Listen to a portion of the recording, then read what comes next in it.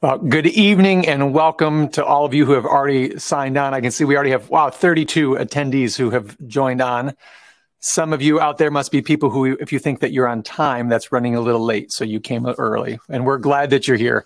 It is Stones of Hope 2021, and we are so glad that you're here. This is a really exciting night for us here at Living Stones as we once again gather our community virtually this year once again, but gather our community together to be reminded of how good God has been and all the ways he has sustained us over these past 11 years, and certainly with a greater focus on how he has sustained us over this past year. So if you have just signed on and you're out there, if you received one of these red packages, you can go ahead and find it. If you followed instructions, you have not opened it yet. Trish Borgdorf, I'm looking at you. So if you have received one of these, go ahead and find it. We'll be giving you instructions in just a minute about when to open that. If you didn't receive a red package, you didn't RSVP, that's just fine. But please go ahead. There should be a button on your screen that says that you can sign up to receive one of these packages. We would love to send one to you with a couple gifts that will reference what we're doing tonight. So go ahead and find the package if you RSVP'd. If not, take just a minute now that you're on here early to sign up so that we can get you one of these sent soon. So here's what's going to happen as we lead up to the beginning at 7 o'clock or just after 7 o'clock. We've got a couple things that we want to share with you. First, we want to be able to show a slideshow that just gives you kind of a review of the year at Living Stones in photographs. We also want to take just a minute to recognize some of our business sponsors who helped make this night possible. So I can see we're already up to 43. Some of you have already found the chat feature, which is exciting. Please go ahead, if you haven't already, sign in there, add something to the chat box. We're going to be using that throughout the night. We want this to be an engaging night. I know that we're not in the same physical space, but we would like to have engagement with you. And there's going to be a few times throughout the evening in which we invite you to use that chat feature to respond to the things that are happening here. And this would be a great chance to begin to recognize that and get familiar with it if you haven't done it before. So with that said, again, thanks for joining us tonight. We're so glad that you're here. We're going to go ahead and provide a slideshow that you can watch, pictures over the year, recognize our business sponsors, and then we'll see you in just a couple minutes. So glad you could be with us.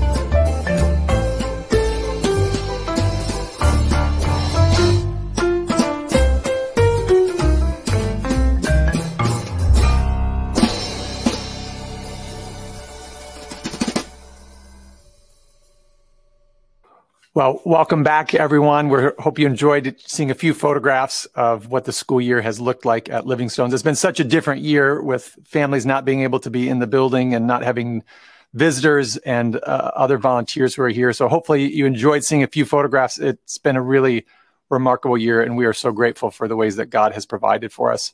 If you've just signed on, I want to just point out to you, if you RSVP'd and received one of these red envelopes, go ahead and find that. Don't open it quite yet. We're almost there, but we're going to get to this in just a minute. If you didn't RSVP, we're so glad that you came.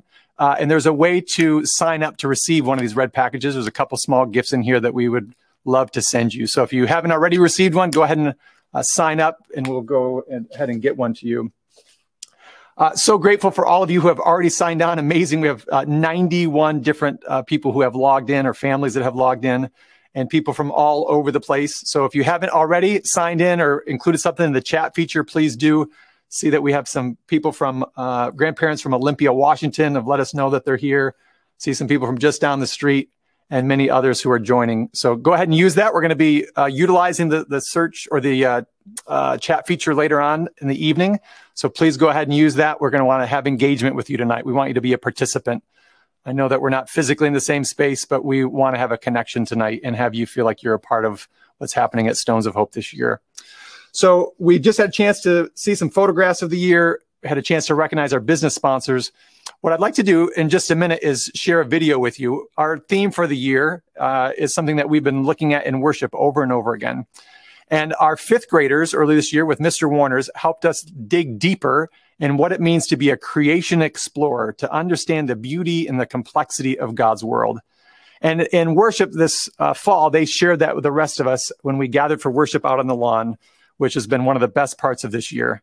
And what we wanted to do is share that with all of you tonight. Students created some beautiful, beautiful artwork.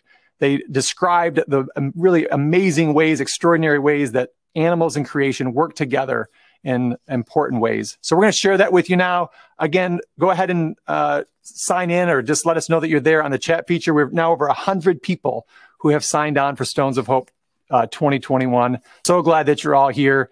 Enjoy this video as we learn a little bit about what Mr. Warner's and our fifth graders taught us all about these symbiotic relationships in creation. Enjoy. In preparation to lead a worship service, the fifth graders and I thought about the interesting relationships that God put in the natural world. So we learned about the word symbiosis, or symbiotic relationships, where two creatures live in harmony with one another and they both benefit from it. We used that idea not only as the creation explorers that we are, but we use that idea as an example of what community is. Community is living together in ways that benefit everyone.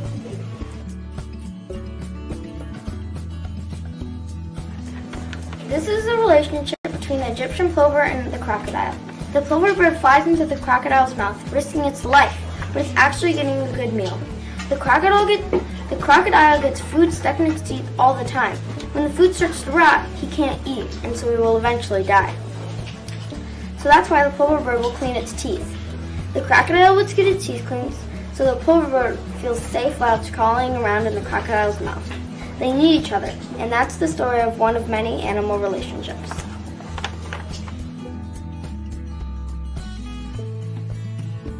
Hello, today we are going to talk about the relationship between the goby fish and the pistol shrimp. It is called mutualism. The shrimp provides shelter for both animals, and the goby fish protects the shrimp from predators. The shrimp maintains the burrow, and the goby fish protects the burrow. The problem is the shrimp is basically blind, but the goby fish can see very well. So if the shrimp wanders far away from their home in the sand, then the goby fish will lead the shrimp back home. That is how they help each other.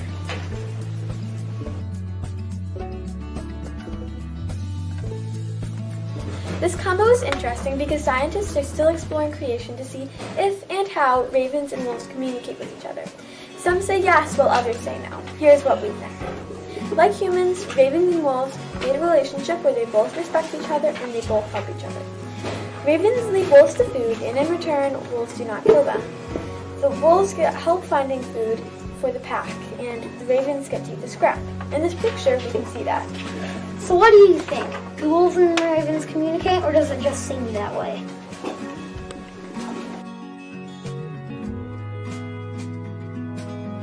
Did you know the connection between the clownfish and sea anemones? Well, it's pretty cool. A sea anemone lives in a coral reef. The clownfish can swim through the tentacles of a sea anemone without being stung. If a different sea animal tried to swim through the tentacles, they could be stung or worse. They could die if the sting is deadly enough. This protects them from dangerous creatures that could eat them. This provides a safe home for a clownfish. You might have been wondering, what protects them from the sting?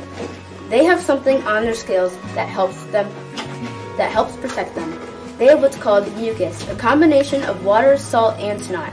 It's amazing how God created all different animals like the sea anemone and the clownfish.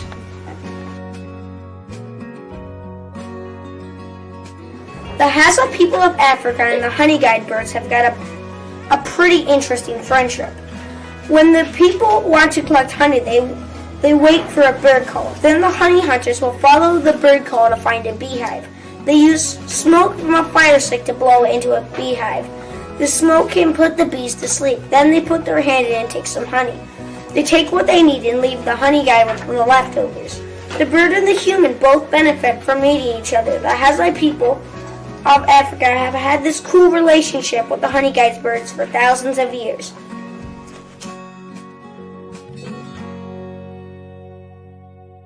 Well, good evening and welcome, everyone. We have had a number of you who have been journeying with us these last 15 minutes or so. We're glad that you joined us and could see some of the things we've had to offer you. I see we've had a lot of people join us in just the last couple of minutes. We're up to 156 different households that have signed on. Really incredible. We're so grateful for all of our supporters, all of our families, all of the people who care deeply about Living Stones and took time tonight to hear a little bit more about how God has been at work here in this past year. So we're just about ready to get started with our evening. If you've received one of these red packages, we're going to open it together in just a minute. If you didn't receive one, please let us know. We're happy to send you one. We have plenty of these, and would be honored to send you one. There's a couple small gifts in here that we would like to send your way, so you can go ahead and do that. We've got people who have signed in from across the country. We've got alumni who have just signed on. So glad that you're all here and can be a part of this special night.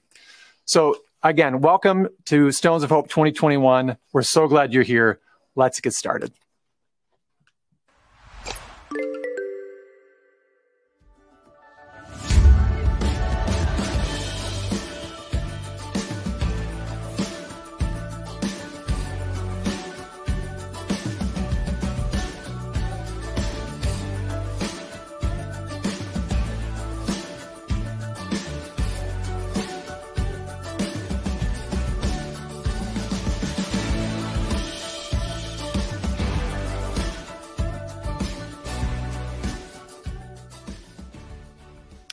Welcome to Stones of Hope 2021. We are so glad that you could all be with us tonight. This is a night that we've been planning for, praying for months now, and to have it finally be here feels so, so good.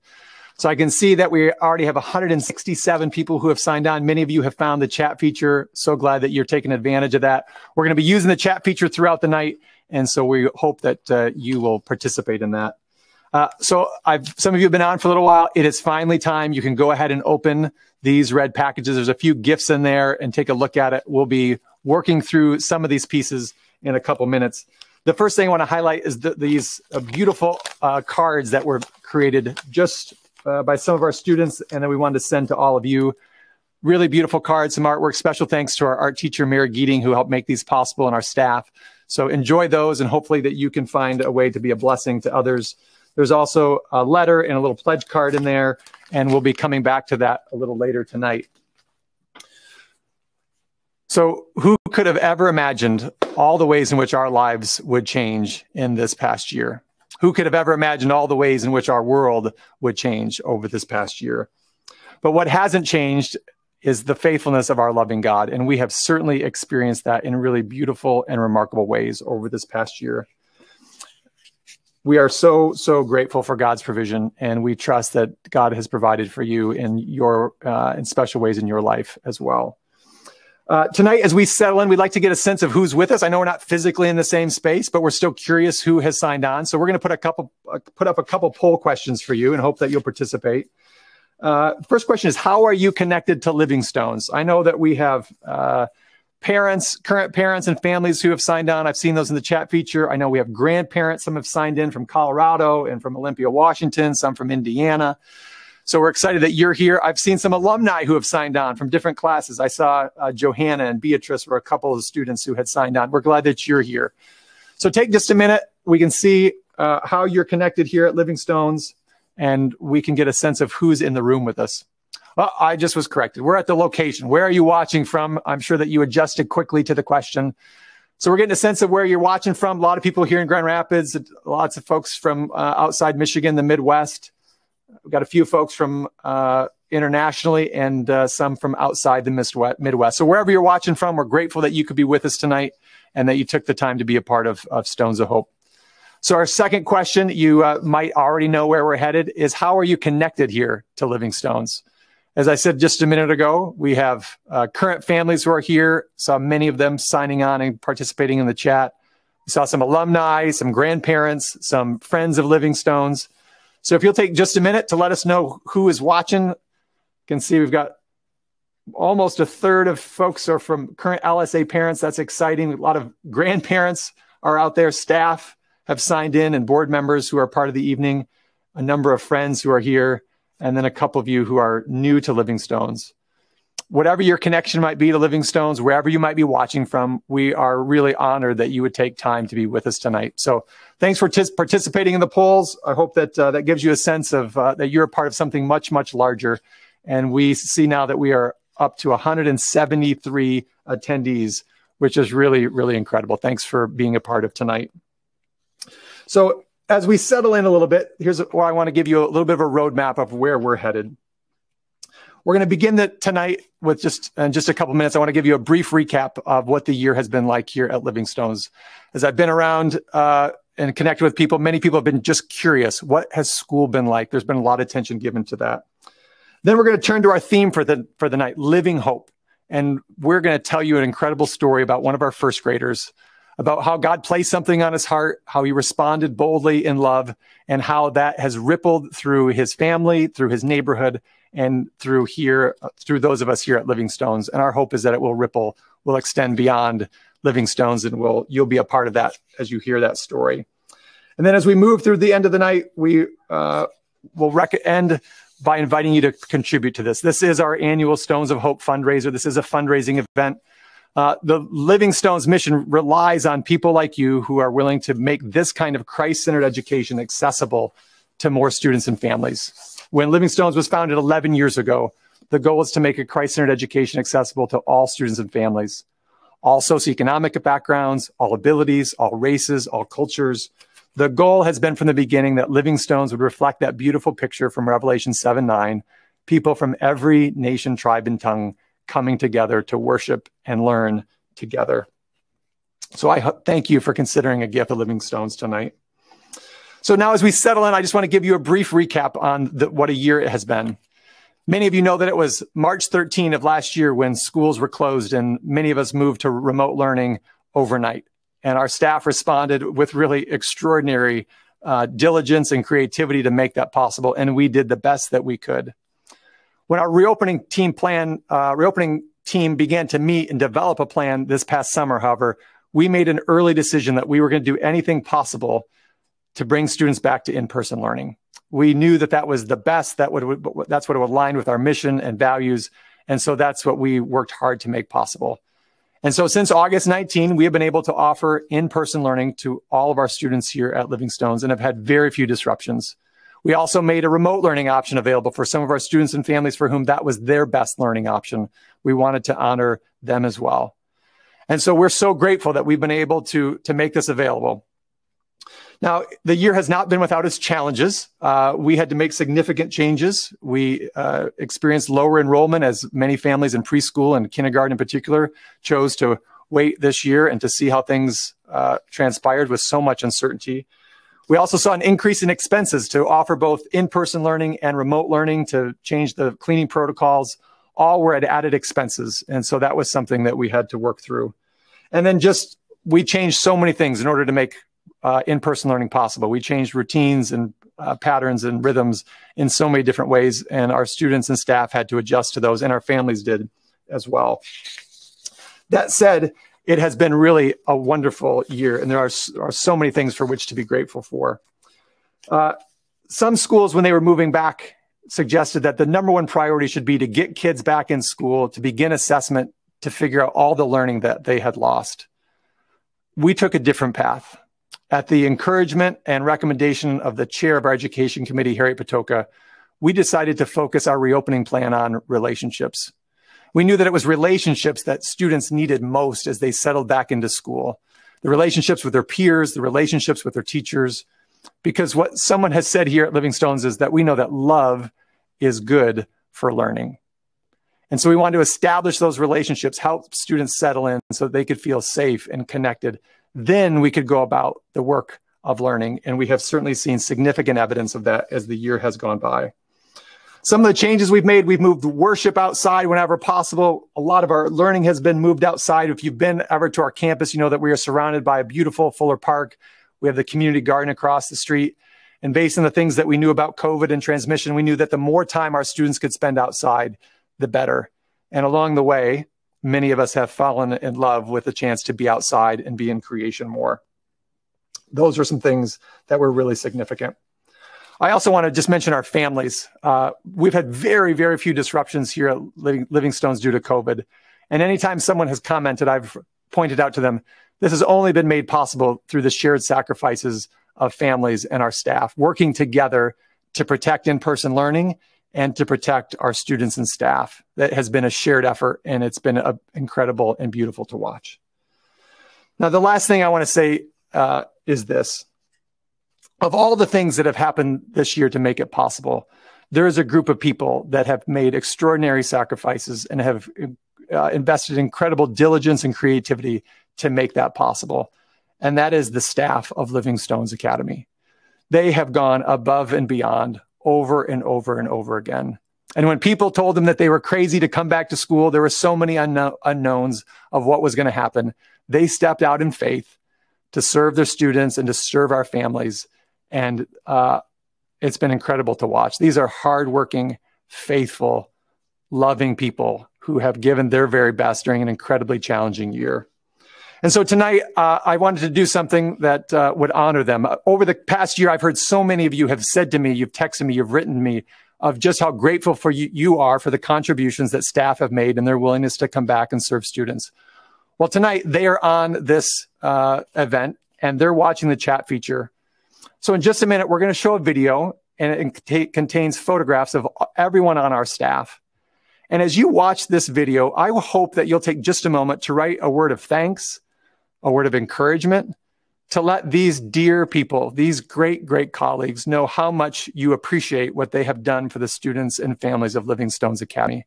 So let's play that video. And if you would, take just a moment, add something to the chat feature, and let's honor and thank the staff of Livingstone's Academy tonight.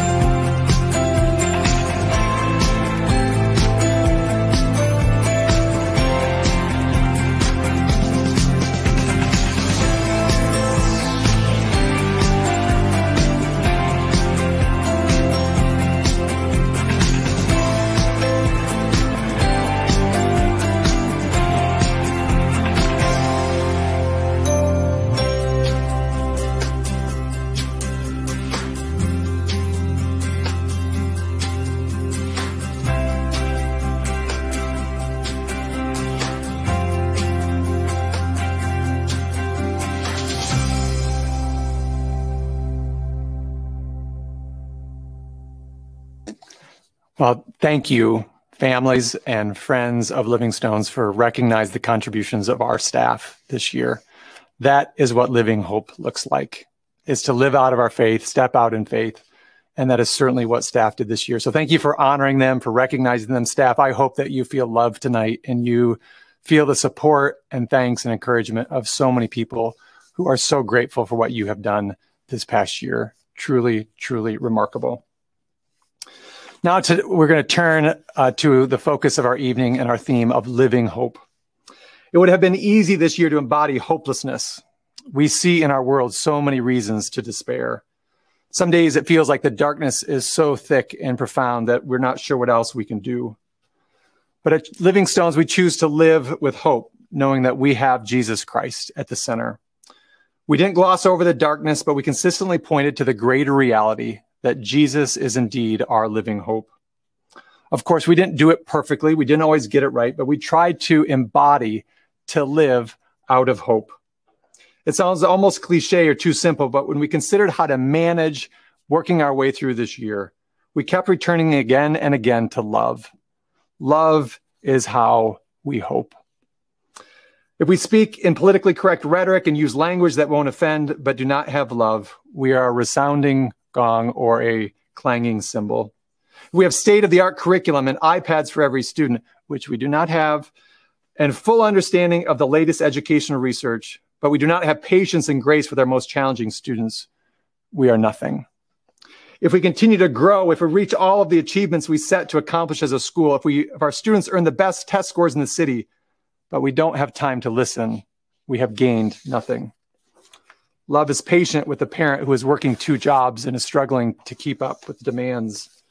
Love is kind to the student who is reading below grade level. Love always protects. Love always trusts. Always hopes. Always hopes, even in 2021.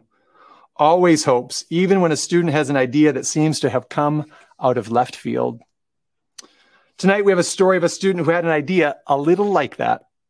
Danny's idea, quite frankly, didn't fit into the first grade curriculum. But it's an idea that embodies this living hope. This idea started with Danny, and he brought it to his family. Then the idea spread to his neighborhood, and then it spread to Living Stones Academy, and now it is being spread to all of you. We're going to start the story at the beginning. Let's start the story where Danny's parents pick it up. When we were first married, where we were living, we thought that it was what we wanted. I mean, we had looked at quite a few different houses and communities. We narrowed it down first by which has good school systems. We found a house that had plenty of bedrooms, and we thought we would be there however long we wanted to be. I mean, we had no plans of moving. We started to notice how our kids were being impacted by, I think, the keeping up with the Joneses, feeling like in the richest country in the history of the world, they don't have enough. When we think about how we want our kids to grow up, it was important to us that they be good citizens of both God's kingdom, and they care about the things that God cares about, the people and the areas of our world that God cares about. And not just inwardly focused. People oftentimes talk about kind of the current of culture. It kind of tries to sweep you away, and it felt like we were constantly working really hard to fight that current. So it became important to us to move to a place and live our life in a place where they would see people who are different from them. Being in the city means you get exposed to people who come from very different backgrounds. People who had different family structures, people who were of a different race and ethnicity. You see homeless people, which isn't something you see a lot outside the city. Having that exposure to people makes them more comfortable and more willing and able to see them as fully people and not somebody who's just different. Mm-hmm. So we were in the process of moving into the city, but also figuring out, obviously, where the kids would go to school. And I remember the week that we toured 2 different schools, one close to our house and then LSA, and it was just so clear the minute we walked in. It was like, yes, this is it. The values of LSA were immediately apparent to us, and they were exactly what we were looking for. They valued people from different backgrounds, from family types, incomes.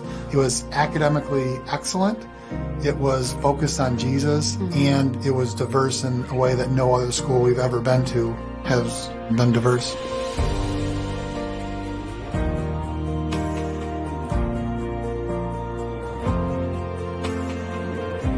My name is Katie Grassmeyer. I have been teaching now for 5 years. This is my second year at Livingstone's teaching first grade. I get so much joy out of teaching that I can't imagine doing anything else and being as joyful as I am teaching. Danny's love for people shines through at all times. He cares so deeply for others, and he is quick to laugh, very quick to make others want to laugh also. And we all just end up more joyful because of his laughter and his spirit. He loves to make cards for people. That was probably one of Danny's biggest traits, is he sees the people that don't often get seen as much. And Danny writes a different card to Miss Winters, to Miss Pies, to the teachers that probably don't get seen as much, and to the people around. He sees them, and he wants them to know that he loves them and he cares about them, and that he is so grateful for the work that they do. For not being able to do field trips this year, the students asked if we could go to a park, a public park that is very close to school. And I decided that we would go on a nature walk. We took our compasses. We had to go find which was north, which way was south, and we had made our way to Fuller Park. At some point along the way, Danny was in the front of the line and talking to me, and he goes, "Oh, we're going to the park with the scary people." And I knew what he was talking about. There are people that live at Fuller Park.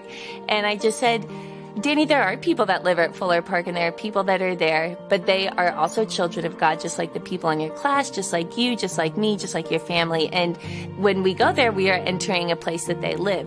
It's very apparent that when you're at LSA, it's not just about you and your own academic education, but it's about growing you as a Christ follower. And that means seeing and caring about other people, to call everyone in his class a friend. And that just was critical in the development that he had of caring about and noticing other people. This past November, we were at a garage sale, and there was a stack of brown paper bags, and Danny brought them up to me and said, "Can I get these?" I said, "Okay, sure." Brought them home, and he went right to his desk, and he started drawing pictures on them.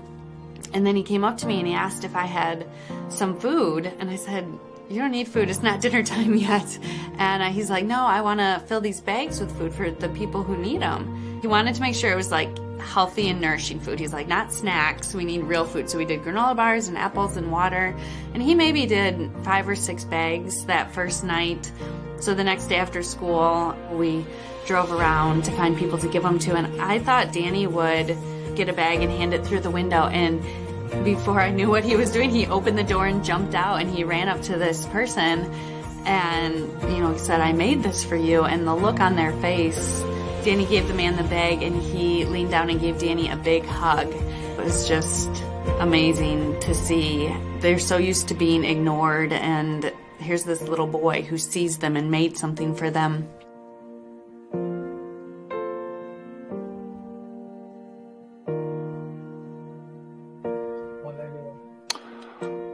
Well, in that story, you hear how Danny felt prompted to step out in love. As we take a break in the story, I want to ask you a question. Have you ever felt prompted to step out in love, but for whatever reason didn't follow through? And here's the question: what stopped you? What kept you from responding in that moment? If you would, what I'd like you to do is just to enter that in the chat feature tonight. What held you back? What kept you from writing that note that you felt prompted to write, to send that text? What kept you from bringing over a meal to someone who might have really needed that as a source of encouragement? What stopped you from speaking up when you heard someone say something that was offensive to someone else and tore somebody else down? What kept you from going to the march when you felt called to be a part of something bigger than yourself and to stand with somebody who was hurting? What I'd like to do is just take a few minutes for you to to reflect on that question, to think about it for yourself, and then share that with the rest of us. I see some of those are starting to come in there as you think about what it is that holds us back, what holds you back in those moments when we feel prompted, in the ways that Danny was prompted to take a chance, to pick up some brown paper bags, to care about somebody who God had placed on his heart. I see some of these answers coming in now. Some of us have our own plans. Sometimes we're tired. Boy, this past year, we've been through so much. Fatigue is certainly a factor. Hapners, thank you. Fear. Sometimes we don't know how other people are going to respond. What will they think of us? What will they say about us if we speak up in those moments? And sometimes somebody just mentioned selfishness, right? We've got our own agenda. We've got our own plans. There's things that we want to accomplish. And so to go out of our way to do something else means that we might have to give up something of ourselves in order to respond in those moments.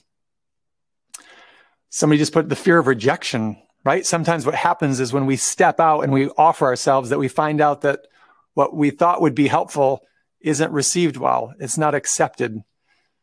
So many excellent examples, so many contributions here. Forgetfulness. Sometimes we just forget. Sometimes it's pride. Wow, these are really beautiful. Trish asks, will it make a difference? We wonder, well, our little contribution, what difference is it going to make? Some of the problems in our world, sometimes the things that we're facing are so big that our little contribution, is it really going to make any difference? Those are really wonderful. And thank you for making those contributions. And I hope it's something that each of us will continue to think about as the Holy Spirit prompts us about what holds us back, what keeps us from loving boldly the way that God has called us to. Well, what we learned tonight is that when Danny felt prompted, he did indeed step out boldly. Danny's stories grows and radiates out to his friends in his classroom. Through him, others were encouraged to step into that living hope. Let's get back to Danny's story and see what happens next. Danny had a lot more paper bags to fill, so I just put it out there. You know, if anyone has extra food, my son's putting these bags together, and we got a lot of food donated. So I thought Danny could keep working on them, but if we had more people working on them, he could get more done. I thought maybe his friends at school would want to help him with that, and so I talked to Miss Grassmeyer, and I was kind of expecting that's not part of our plan, that's not our curriculum, or that's going to take time away from something else, or even saying homelessness that's a hard topic to talk about. Do we want to bring that into the first grade classroom and have them know about that and talk about that? I remember the video that I watched about Ruby coming to school, and her dad said they didn't say no. And when Mrs. Grassmeyer said, I'm going to ask about that, like that was my thought, was they didn't say no. We decided that Danny would come in and teach us how he was drawing on the bags, teach us how he was filling the bags, and that we would do that as a class. And they wanted to learn what Danny had to say. They wanted to hear. They wanted to be a part of what Danny was starting in our classroom and what he had already started at home. And so the day that Danny did the project in class, he stood up at the board, and I often do directed drawings where I stand at the board and I teach them, like, okay, draw a circle. They draw a circle. Give me a thumbs up when you're done. And it was just a very good reminder that they're always listening to everything I say, because Danny stood up there. He drew the same rectangle that I always drew. He said, okay, draw a circle, thumbs up, everybody. Are you finished with your circle? And so he did that whole process of drawing on the bag for us. And the kids would, Mr. Miedema, what was the last step? Did I have to draw the hat with a curved line? And raising their hand, calling him Mr. Miedema, he was taking the time to really help each student and be a wonderful teacher to them in the drawing. Then each of the kids added their own little detail. Some of them wrote, Jesus loves you. They signed their name. We hope you have a great day. I guess Katie took Danny's seat in the back of the classroom, and Danny, she sent me pictures of Danny standing up front of the class, leading his class. I'm going to be honest, I was more focused on the rest of the class than drawing it, so I was just kind of not doing a very good job. And Danny came by my desk, or his desk afterwards, and was like, Mrs. Grassmeyer, you're not a very good listener. That doesn't look like what it's supposed to look like. And I was like, oh, sorry, Danny, I wasn't really paying attention. He later went on to say, "That's okay, I don't always pay attention either." We had all the food that Danny brought on our desk, and he just had them lining up, and he would put one in the bag, then he'd say, "Okay, you need one of these, one of these, one of these," and the kids would fill their bags. We left them all on the desk for the rest of the day, and at the end of the school day, Mr. Winkle, Zara, and I, we drove just the less than quarter mile around the corner to Fuller Park, and there was about probably 10 people there that were saying how they were going to spend the night there and more of their friends would be coming later. And we asked them if we could talk to them for a minute, and I told them about how we were first grade just from up the hill and how my students had drawn on these bags and filled them with food for them. And as they opened up the bags and saw the drawings, the tears started filling their eyes, and you could tell that that just meant the world to them.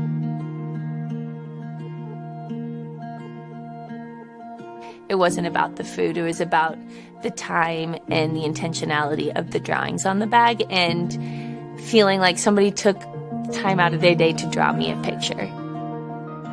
That was the moment that I was like, oh, this is like Jesus is working through Danny right now to bless me and to bless Livingstone, to bless the Fuller Park community. Danny's heart is very creative and he loves to draw, and I think he was learning how to use that gift for other people. And I think they're really good at teaching kids to find their gifts, but then also how do you use those gifts for the rest of the world. I am so grateful for a school like Livingstone's where I can hear an idea about a brown paper bag and know the depth of which that will translate into my students' learning and see the long-lasting effects of that learning that's more than just a test score or data. It's driven by how to be a Christ follower, how to bring God's kingdom to earth, and to find God in somebody that has a different story than them, that didn't necessarily grow up even knowing God's love, that they can see God's love in that person and encourage them in that. That is something that they will take with them so much farther than first grade.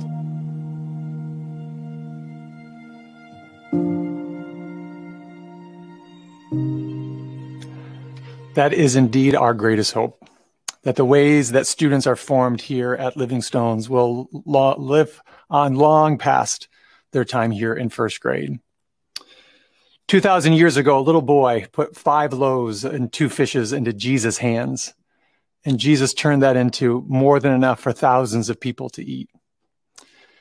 In 2020, Danny placed those brown paper bags in Jesus' hands, and some of our neighbors here at Fuller Park received the food that they would need to help sustain them. The God who did the miracle 2,000 years ago is still the God who moves in the lives of people today, including people like Danny, to make a difference in this world. Jesus' words from Matthew 25 are simple.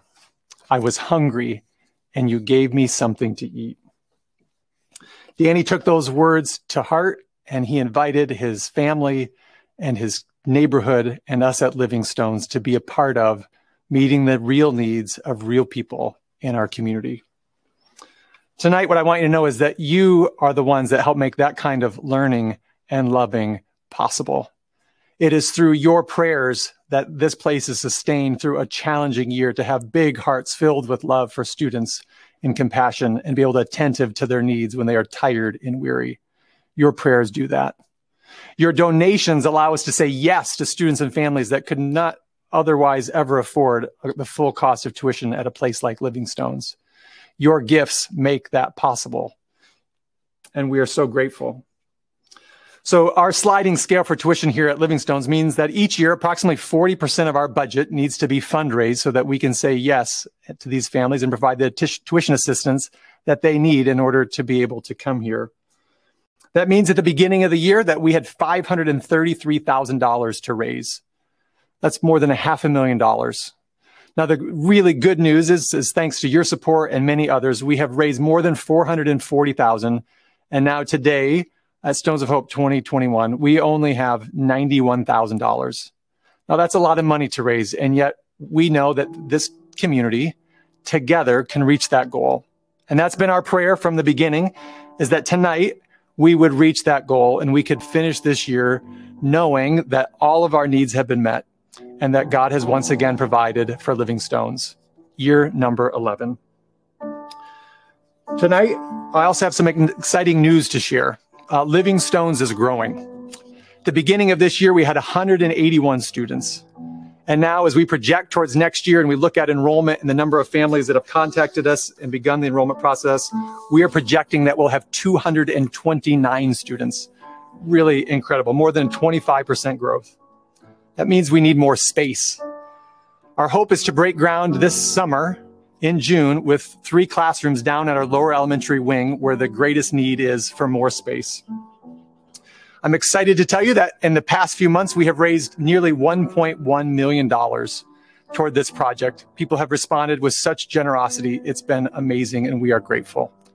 Now, to begin this project on time, we need to raise another $700,000 in the next 75 days in order to accomplish that. So our number one priority tonight is to reach that goal of $91,000, and we hope that you will consider a gift toward our tuition assistance fund. At the same time, we recognize there may be some of you who would consider a gift to this capital campaign project and could make a gift towards this capital campaign need and these 3 classrooms. If you would consider that and want to learn more about that opportunity, please contact Lisa Skra, our advancement director, or myself. Now tonight, you have a couple ways that you can give. We sent you those, for those of you who received the red packets, there's a gift card or a pledge card in there. You can fill that out, send it in, or you can send a gift directly to Living Stones. The other option is to go to our website. There's a button on there that should say donate now. If you go to that website, you can be redirected to the Living Stones website, and you can make a gift either with your credit card or you can make an EFT, an electronic fund transfer there, and make a gift tonight. Our hope is that you'll consider a gift to Living Stones tonight. Lastly, some of you may have stocks or other assets that you would consider as gifts, and that'd be the best way for you to make a contribution. If that's the case, you can contact Lisa or myself, and we'd be happy to help work through that with you.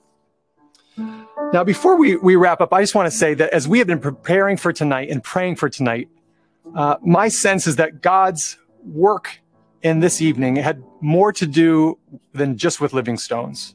That Danny's story might inspire you to open your hands and to hold loosely the things that God has given you. That you'd open your heart to the ways that he's prompting you and then respond with the boldness and courage that Danny modeled for us.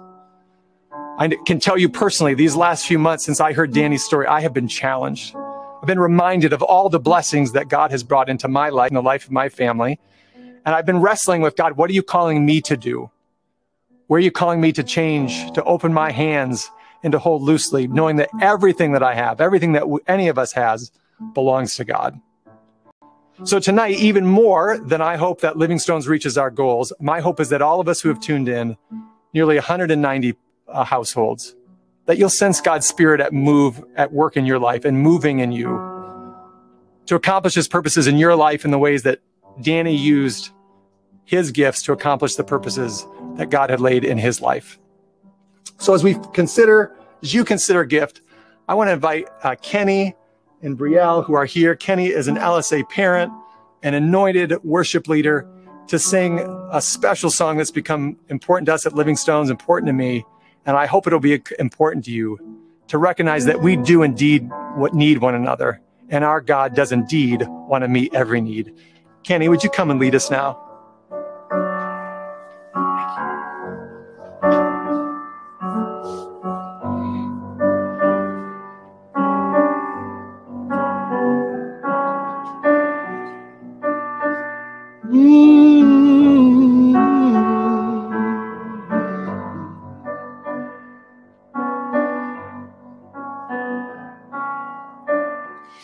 I need you, and you need me.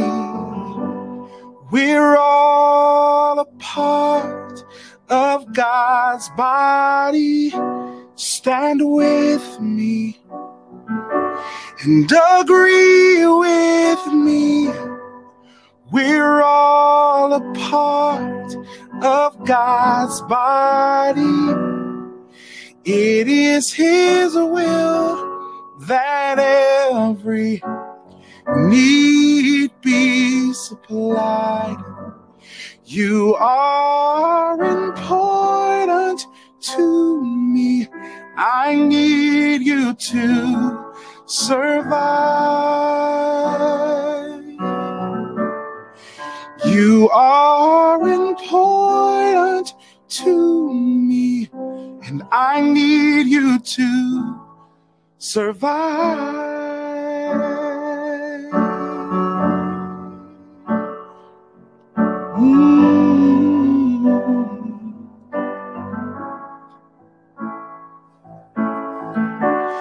I pray for you, you pray for me. I love you and I need you to survive. I won't harm you with words from my mouth. I love you, I need you to survive. I pray for you, would you pray for me? I love you, I need you to survive. I won't harm you with words from my mouth. I love you, I need you to survive. It is His will that all of our needs are supplied. You are important to me, and I need you to survive. Keep holding on, keep believing. You are important to me. I need you to survive. I need you to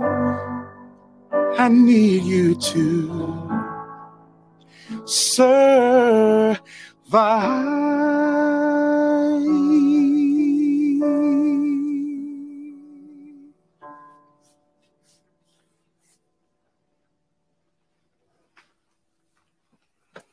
Well, Kenny and Brielle, thank you so much for being a part of our evening and ending our evening by being reminded that this is what God longs for us.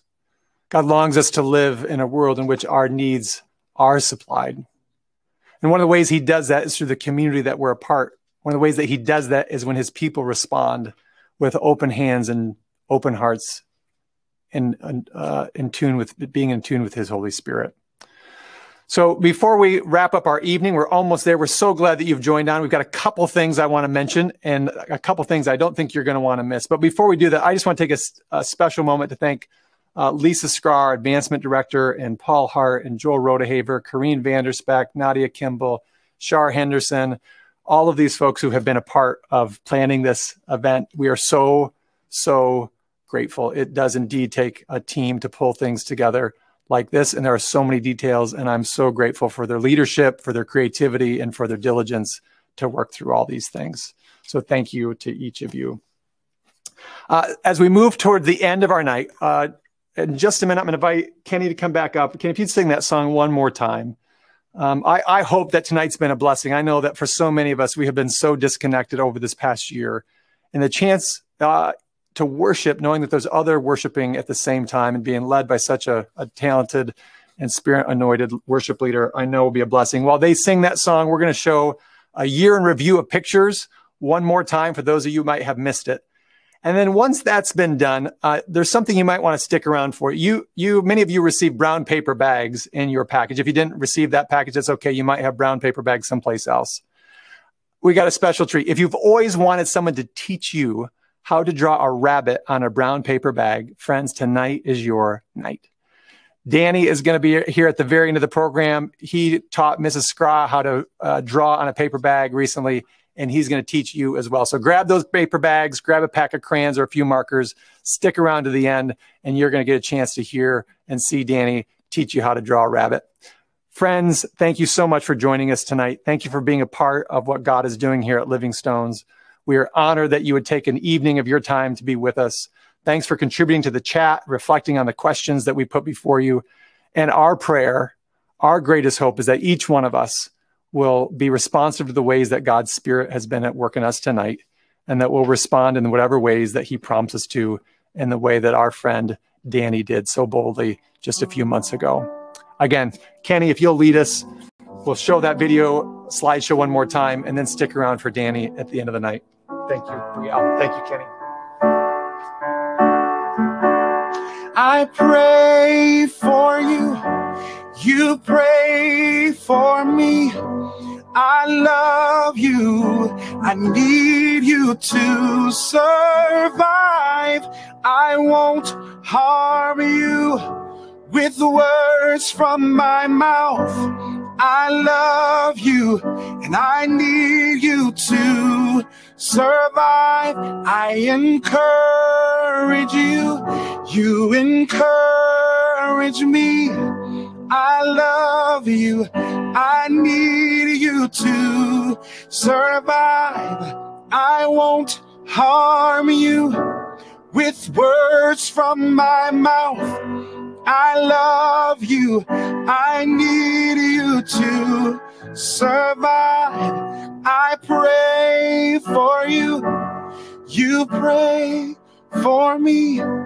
I love you, I need you to survive. I won't harm you with words from my mouth. I love you, I need you to survive. It is his will that every need be supplied.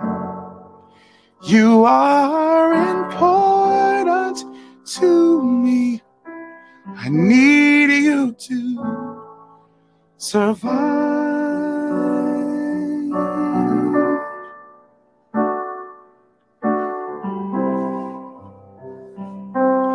I need you to survive.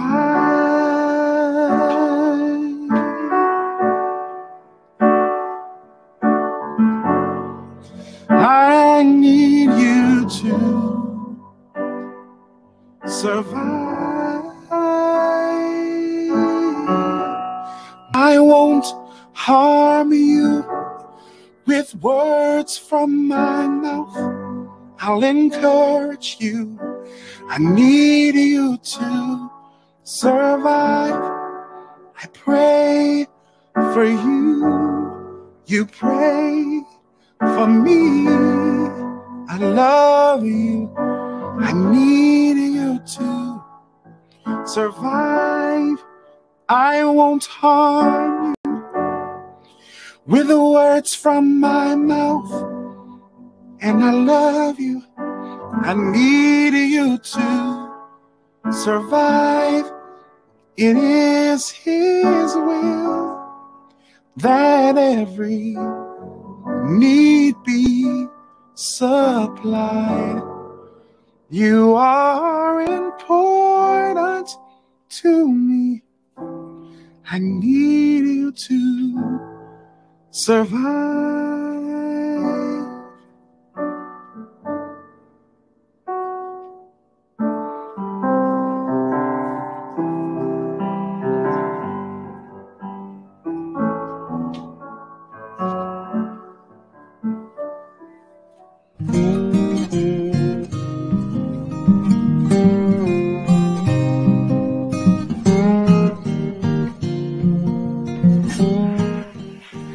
So first, draw a circle.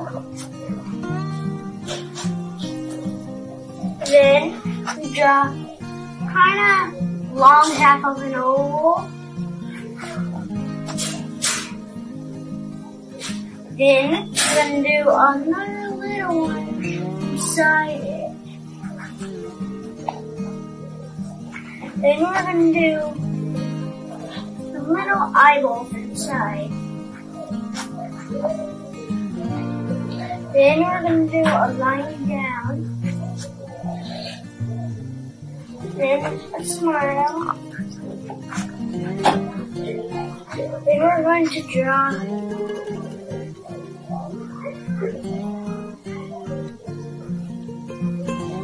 that.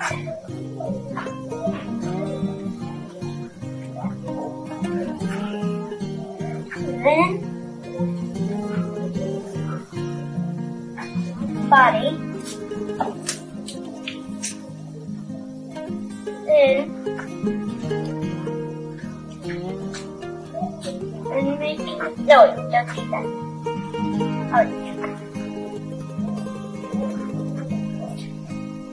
Then do 2 lines, highlight that. Then do a loop back.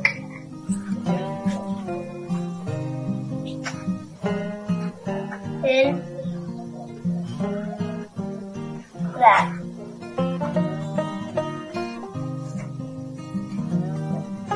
Then connect it.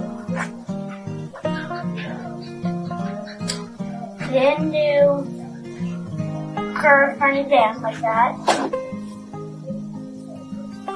Then do a little one. Then do kind of that. Then we do some grassy sound. Then 2 ovals on each side. Then you're gonna decorate your ovals.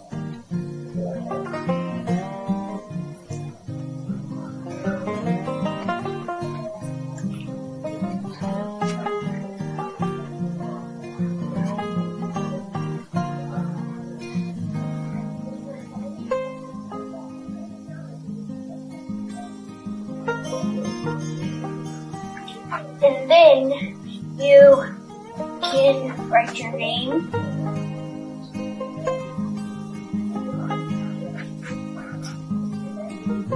Then you can color it in your bunny, or you can decorate it more, and that's how you draw the bunny.